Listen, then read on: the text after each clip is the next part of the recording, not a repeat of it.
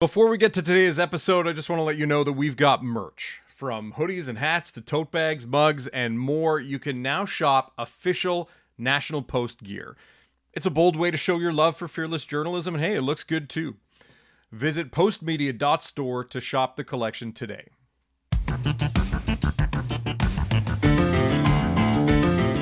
Controversy surrounding supervised drug consumption sites and the resulting social issues have prompted some provincial governments to change tack and start closing facilities. But for residents around some of these sites, a closure has meant increased social disorder. I'm Dave Breckenridge, and this is 10-3. Ottawa Citizen journalist Bruce Deachman joins me to discuss community concerns with supervised consumption sites, why the Ontario government opted for closure, and what residents have seen since one site shut down.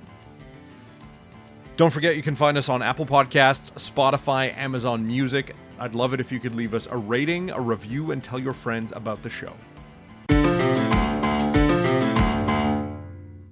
So, Bruce, you recently wrote about the closures of some supervised drug consumption sites in Ottawa and kind of the knock-on effects of those closures. And I do want to talk about how that's looked in the community. But I guess for starters, to give people an idea, because the situation is different in every city across the country, how many supervised drug consumption sites did Ottawa have at its most? There were 4 of them. There was the Somerset West Community Health Center, which was forced to close almost exactly a year ago. There is the one that's known as the Trailer. It's the biggest one. It's run by Ottawa Inner City Health at the Shepherds of Good Hope. There is the Sandy Hill Community Health Center. And another one that closed last fall was a smaller site run by Ottawa Public Health on Clarence Street. And while I know that the province has opted to shut some of them down, and we can talk about that in a moment, but looking at the sites as they existed, how did people living near them or working near them feel about them? And I know that there are some that are still open, so some of these may be ongoing concerns. Well, it's interesting when the province announced in August 2024 that it was going to close 9 or 10 sites, ones that were within 200 meters of schools or daycares. I went because Somerset West was going to be closed, and so I went in the neighborhood and just sort of walked around and found people on their front steps or something, and asked them how they felt, and it was a pretty even split. There were people who thought, "Oh, this is going to be terrible because it just means people are going to be using out on the street in our on our front steps." And then there were people who thought, "I want this to close because," and I think they hoped, if the supervised consumption site wasn't there, the problem wouldn't be there and it would go away. Yeah, and when it came to the province itself, when it made announcements of closing some of these sites, some of it, as you mentioned, due to the proximity to schools and daycares, but overall, what's been the Ford government's approach to these sites, and why are they deciding now, after they've been open, to close them? Look, it's sort of interesting when they made that first announcement, and the 2 reasons they gave.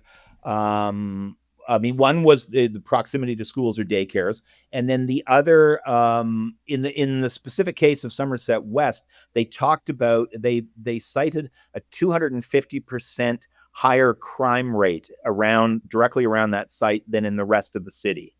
And I didn't trust this. So I reached out to the Ministry of Health and I said, first of all, if in the case of Somerset West, there was a daycare that was actually operated by Somerset West.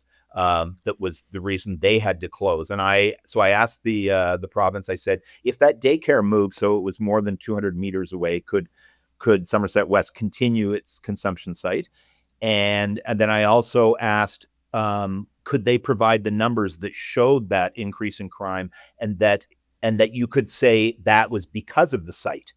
And I got a response from the Ministry of Health saying that no, if the daycare moved, they still could not do that. And B, and this is a quote, the numbers speak for themselves. But more to the point, sorry, to answer your question, I sort of feel the government just does not like the idea of supervised consumption sites. And I've heard people say, that this just empowers people to use drugs. And so, the government's plan was, instead of having supervised consumption sites, to set up heart hubs, which are more sort of they're treatment hubs.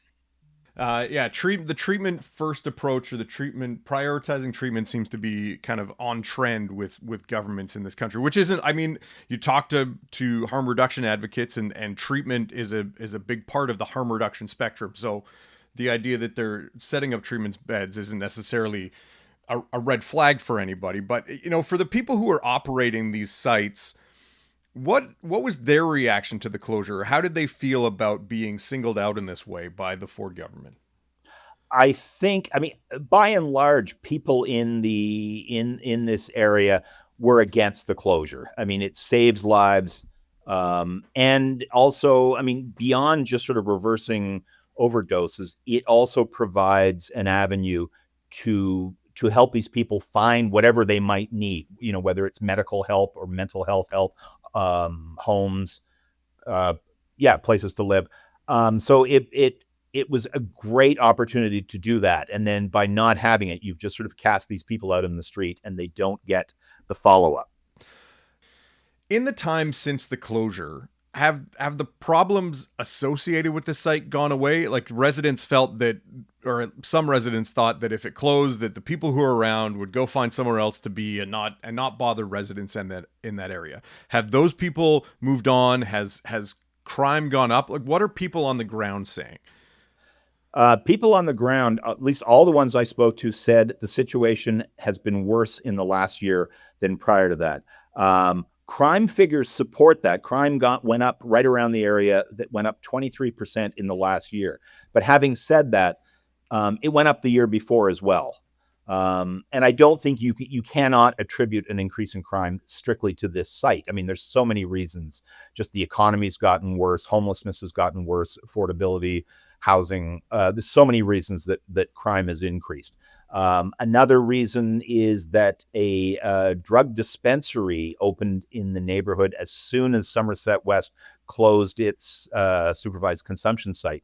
And so at this dispensary, people who use drugs can get Dilaudid as a sort of replacement therapy. But a lot of people in the neighborhood are seeing the people getting the Dilaudid just selling it to other people so they can buy stronger drugs.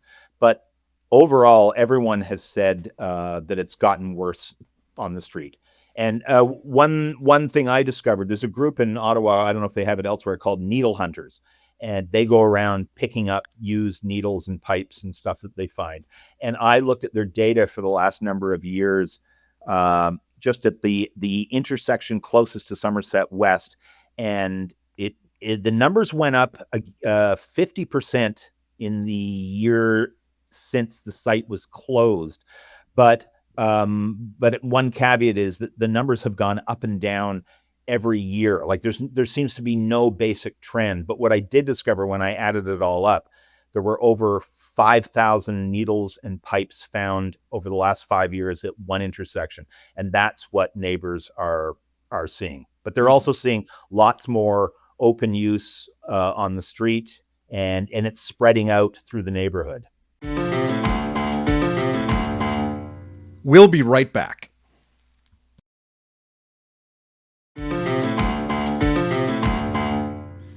What have police had to say, if anything? You talk about numbers going up, or open drug use going up around the area. Are they addressing neighborhood concerns? Are they offering any commentary on how the site closure has forced them to change their tactics in the area? What's going on with police in that area? Because if I lived there and I saw a bunch of open drug use around, I'd want to know what the police were doing on something like this. Well, according to one resident I spoke to, the police made an announcement that they were essentially going to be patrolling more. And that's not a very good answer to your question, but that's all I can tell you about it. Yeah, no worry. Sometimes that's all that we get from police, or what all residents can get from police. Now, in this, I mean, we talk a lot about what people who live and work around sites like this, or people who are in the area, feel. What about the people who are using the site? What's been their experience going from a place where they perhaps it, it gets it's a delicate thing to talk about where they could go and use drugs in what they felt was potentially a safe manner, and if something happened to them, that they could have an overdose reversed, or they could have access to life saving means kind of close at hands. What have they felt about the closure of the site? Well, the ones I've spoken to have thought that the closure of the site was just a terrible idea because it's just going to leave them exposed to overdoses and whatnot. I also found it interesting that the ones I talked to, they were not unaware of the sort of chaos in the neighborhood. They don't like the chaos in the neighborhood, but they also, I think, they feel hopeless or helpless to do anything about it. Yeah. And the site itself, I understand that there's controversy around the idea of creating a space wherein people can take illegal drugs and bring them in and use them and get healthcare services given to them in the event that they need it. I understand that for some that's a very controversial thing. But for the site itself, when it comes to the work that it was doing, I assume that in the lead up to the closure, they were saying, hey, look, we are preventing people from dying. We're preventing people from clogging hospitals. What was their track record in terms of preventing or reversing overdoses? Well, in the year prior to its closure, Somerset West reversed almost 500 overdoses and made 7,000 referrals for, housing, counseling, addictions treatment, and other supports. And the one that's going to close in a couple of weeks, or the major one, the one known as the trailer, it gets between, depending on the time of year, up to 1,000 visits a week. And it last year reversed 900 overdoses. Earlier, you talked about residents in the area feeling split about the closure, that there were some that didn't want to see it closed because they probably saw it as the best of a bunch of bad options, and there were other people who felt, look, if they close it, these people will go away.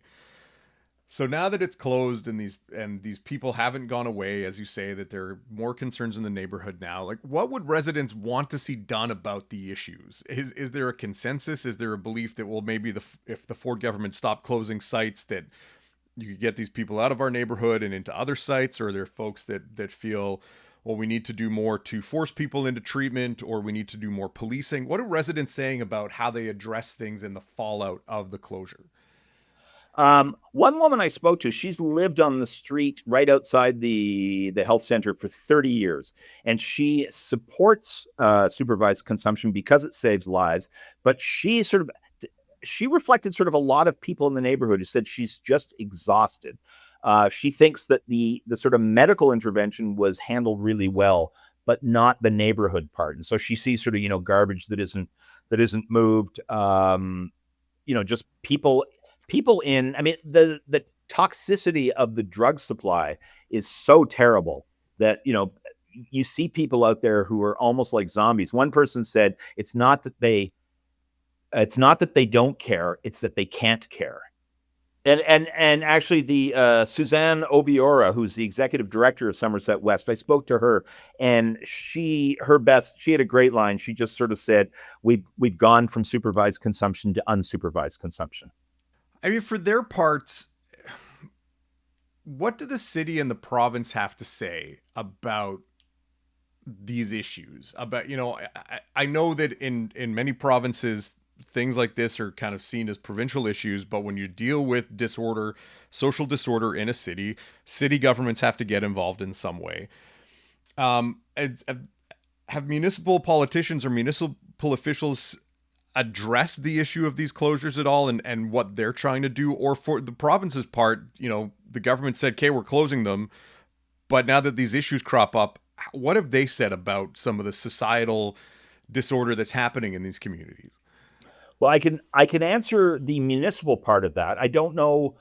I mean, the province has just sort of said this is what we're doing, as far as I know. But the city recently, the medical officer of health, Trevor Arneson, and the general manager of community and social services put out a memo to council. This is just yesterday, or should I say this was May 26th, where they acknowledge that things are going to get a lot worse, that there are going to be more overdoses, more deaths, that emergency rooms are going to get more clogged. I mean, and we're going to see more open use. And their memo just talks about how they're going to react to that. They're not talking about whether the province was right or wrong in doing this. They're just like, we're going to have more teams out there monitoring the situation. We're going to try and prevent it from getting too bad. Really fascinating stuff, and the kind of issue that I know is going to start playing out in cities across the country as governments look at perhaps taking different approaches to the drugs crisis and to harm reduction. I really appreciate your reporting. Thanks for your time. Okay, thank you. 10-3 is produced by Sean Knox. Theme music by Bryce Hall. Thanks to my guest, Bruce Deachman. More from him at ottawacitizen.com. I'm Dave Breckenridge. Thanks for listening.